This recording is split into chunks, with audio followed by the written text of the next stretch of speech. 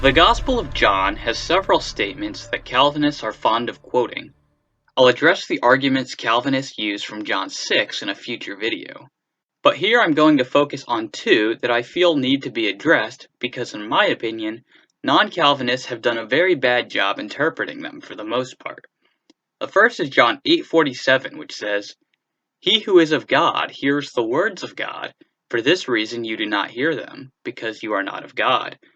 And the second is John 10:26, where Jesus says, "The works that I do in my Father's name, these testify of me. But you do not believe because you are not of my sheep. My sheep hear my voice."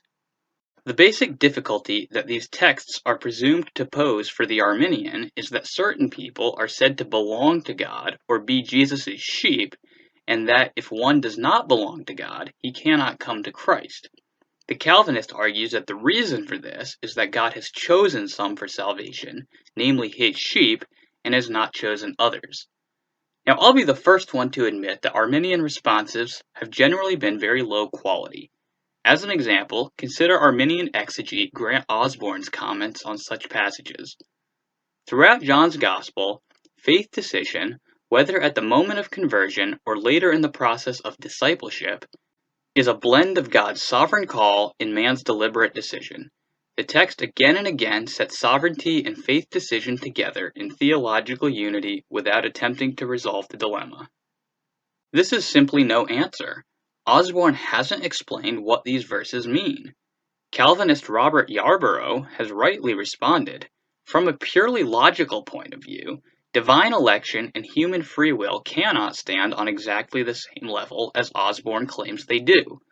Thus, while he does maintain that divine election and human choice have equal formal status, the latter is ultimately determinative for the former. Osborne's practical recourse to the primacy of human will demonstrates the logical difficulty of his formal claim and undercuts the viability of his overall argument. Similarly, Arminian Robert Shank doesn't explain these verses when he says, "But Jesus regarded their perdition as yet contingent. If you believe not that I am he, you shall die in your sins."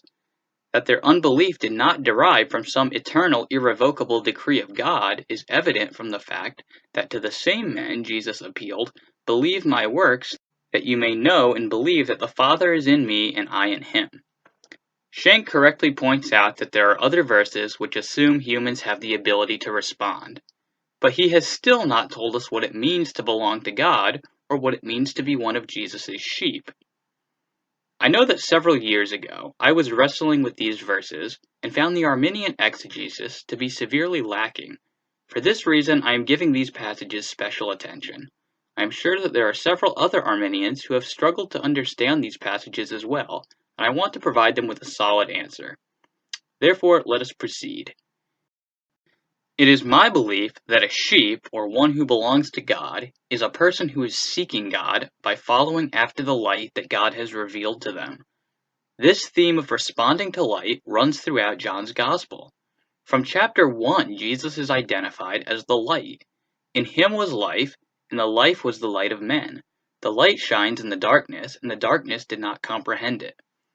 This theme is perhaps best expressed in John 3, where Jesus says, "This is the judgment, that the light has come into the world, and men loved the darkness rather than the light, for their deeds were evil.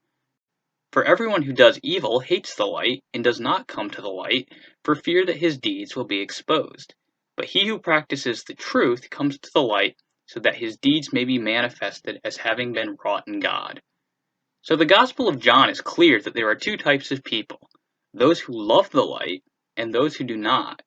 Those who follow the light will ultimately come to God, whereas those who hate the light cannot come as long as they love the darkness. I believe that it is this theme of light and darkness that solves the apparent contradiction within John's Gospel between man's apparent inability to respond and God's pleas with him to respond.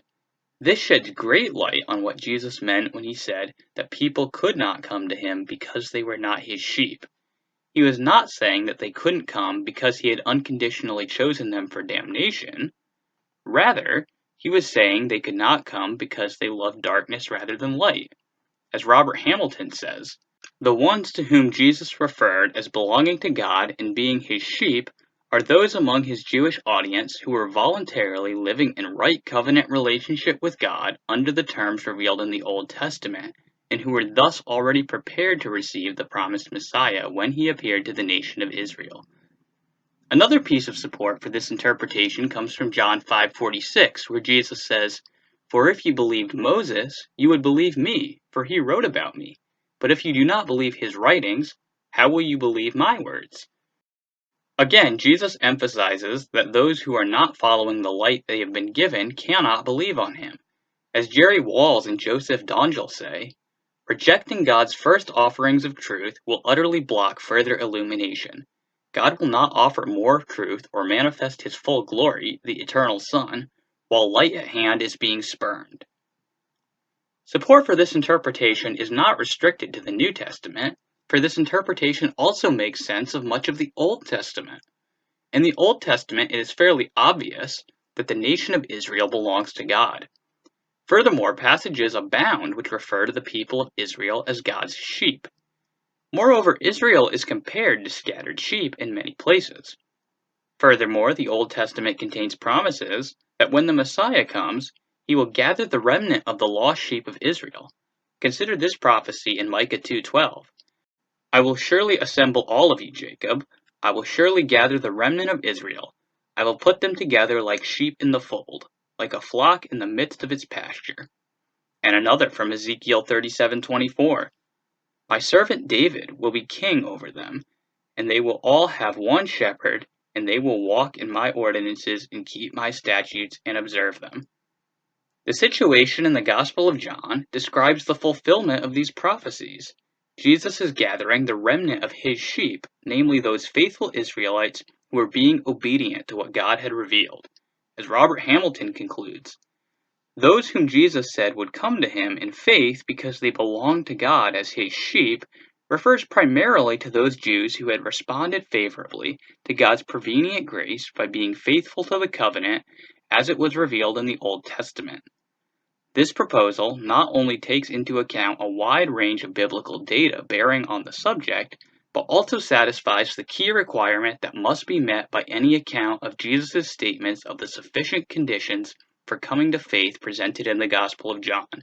Specifically, this proposal explains how people can already belong to God as his children and be considered Christ's sheep before they ever exercise saving faith in Jesus Christ.